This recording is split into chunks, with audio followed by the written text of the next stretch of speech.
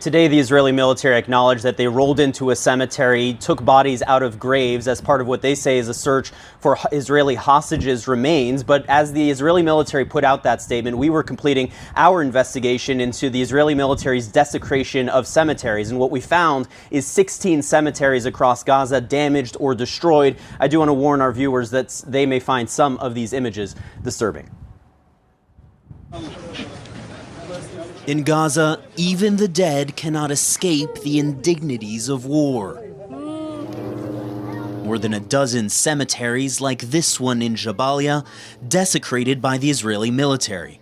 Gravestones destroyed, soil upturned, tread marks leaving little left for the living to honor their dead. This is that same graveyard before the war. 1 month later, a series of tread marks can be seen on the northwestern edge. It is no exception.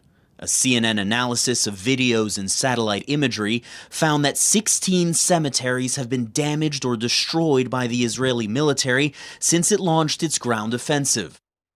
As Israeli forces pushed deeper into Gaza, they crushed the graves of thousands of Palestinians between November and January. Janina Dill, co-director of Oxford University's Institute for Ethics, Law, and Armed Conflict, says destroying graveyards violates international law, except under very limited circumstances. Cemeteries are not military objectives. They are, in fact, what international law would consider an object that is normally dedicated to civilian purposes, like places of worship generally. So this is protected from intentional attack. It can only be intentionally attacked or destroyed if it becomes a military objective. In some cases, like this cemetery in the Shajaiya refugee camp, Israeli bulldozers turned cemeteries into military outposts, parking armored vehicles behind freshly raised berms.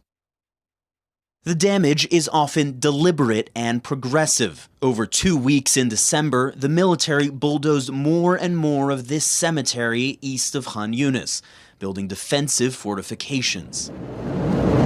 CNN witnessed firsthand the results of Israel's bulldozing of graveyards while embedded with Israeli forces last week.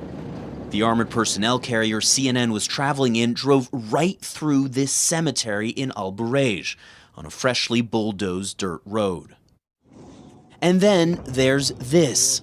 Tombs opened at a cemetery in Khan Yunis this week, bodies removed from their graves. In a statement, the Israeli military acknowledged exhuming bodies from the cemetery as part of its search for the bodies of Israeli hostages.